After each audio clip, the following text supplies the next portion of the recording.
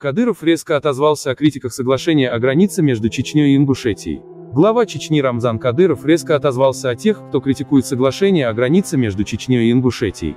Он сообщил, что спор о границе был решен так, как захотели бывшие власти Ингушетии. Также Кадыров напомнил ингушам про случай с Уралом, когда все возмущенные ингушские активисты испарились при виде боевого Урала. Кадыров говорит: 2 БТРа и 1 Урал. И все, у вас больше нет. По домам разбежались.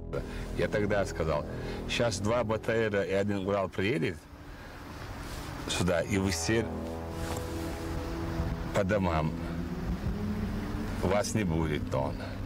Разбежите по домам, Дон. И так и было. Забрали вашего героя, патриота,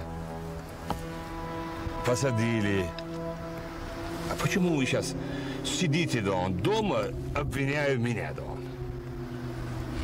Где ваши, Дон, выкрики, Дон? Где ваши лозунги, Дон?